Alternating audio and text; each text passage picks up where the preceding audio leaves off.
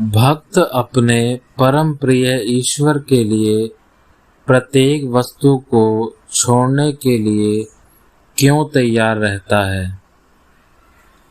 पतंगा प्रकाश को देखकर फिर अंधेरे में जाने की इच्छा नहीं करता। चींटी चीनी के ढेर में मर जाती है किंतु पीछे नहीं लौटती। उसी प्रकार भक्त भी किसी बात की परवाह नहीं करता। वह परम आनंद की प्राप्ति में अपने प्राणों तक का बलिदान कर देता है।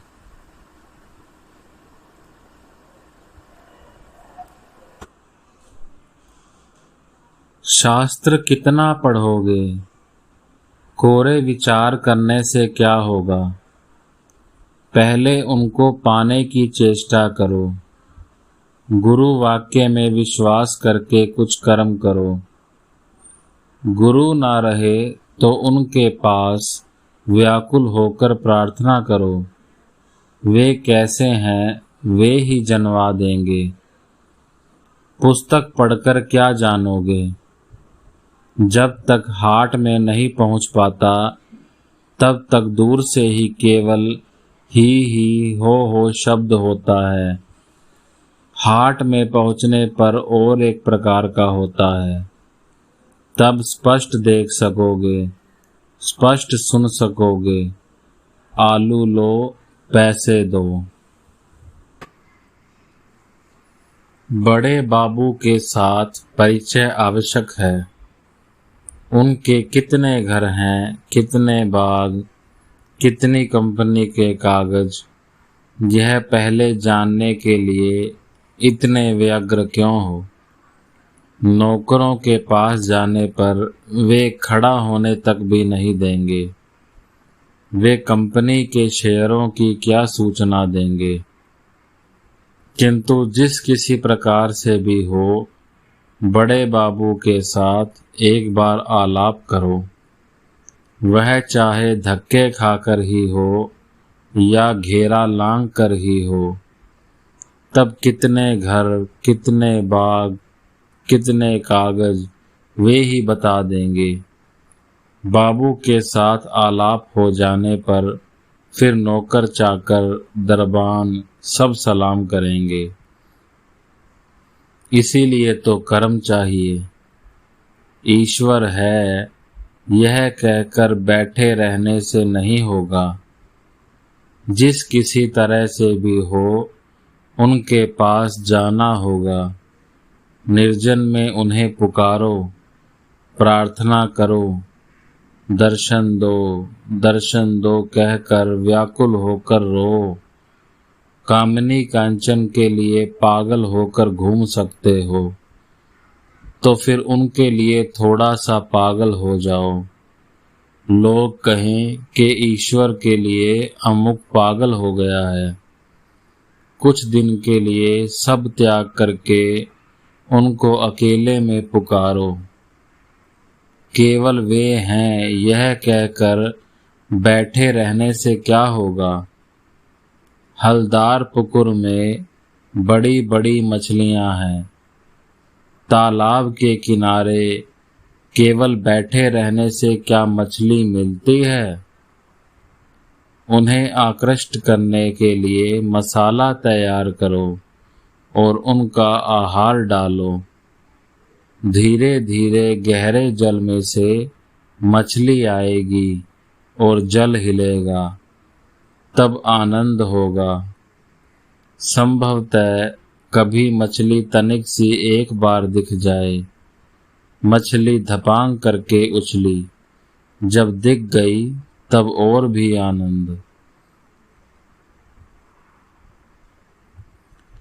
इस कर्म के द्वारा उनको प्राप्त किया जाएगा और इस कर्म के द्वारा नहीं, ऐसी बात नहीं है। उनकी कृपा के ऊपर निर्भर है।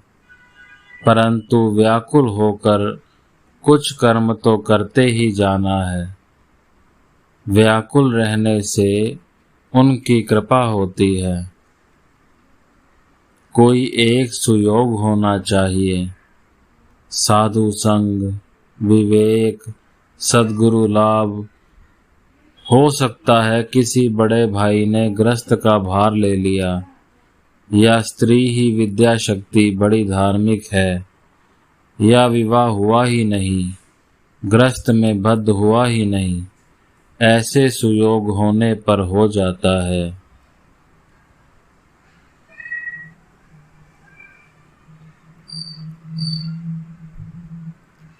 मन से कामिनी कांचन त्याग होने पर मन ईश्वर में जाता है, वहाँ जाकर लिप्त हो जाता है।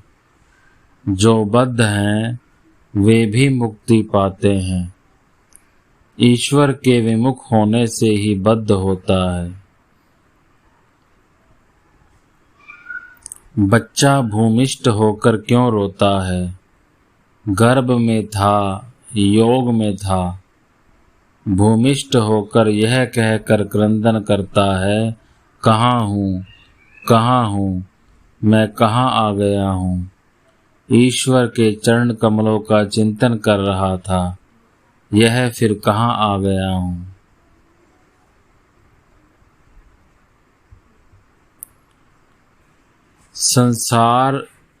संसारी ग्रस्त में नहीं रहेगा तो फिर कहाँ पर जाएगा। मैं तो देख रहा हूँ, जहाँ पर भी रहता हूँ राम की अयोध्या में ही हूँ।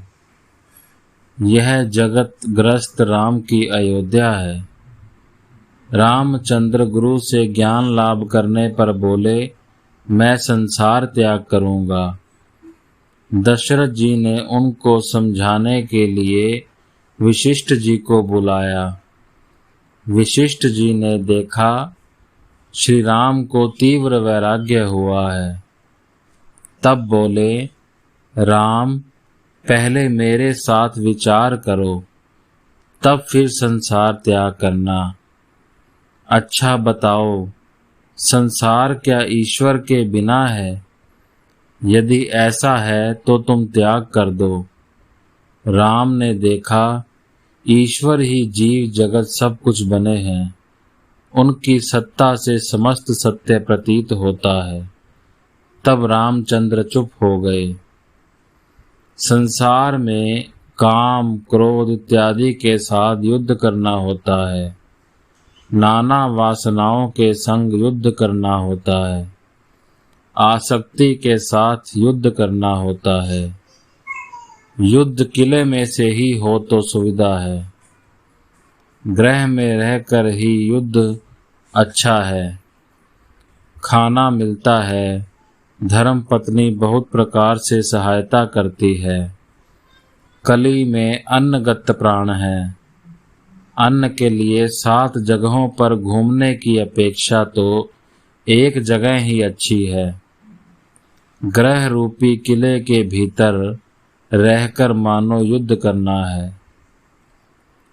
और संसार में तूफान में जूठी पत्तल की तरह होकर रहो। तूफान जूठी पत्तल को कभी घर के भीतर ले जाता है, कभी बटोर कर ढेर पर ले जाता है। हवा जिस ओर जाती है पत्तल भी उसी ओर जाती है, कभी अच्छी जगह पर और कभी बुरी जगह पर। तुमको तो अब संसार में डाल दिया है, अच्छा है, अब उसी स्थान पर ही रहो। और फिर जब उस स्थान से उठाकर उससे अच्छी जगह ले जाकर फेंकेंगे, तब जो होना है होगा। संसार में रखा हुआ है तो फिर क्या करोगे? समस्त उनको समर्पण करो, तब फिर और कोई भी गड़बड़ नहीं रहेगी। तब देखोगे वे ही सब कर रहे हैं, सब ही राम की इच्छा है।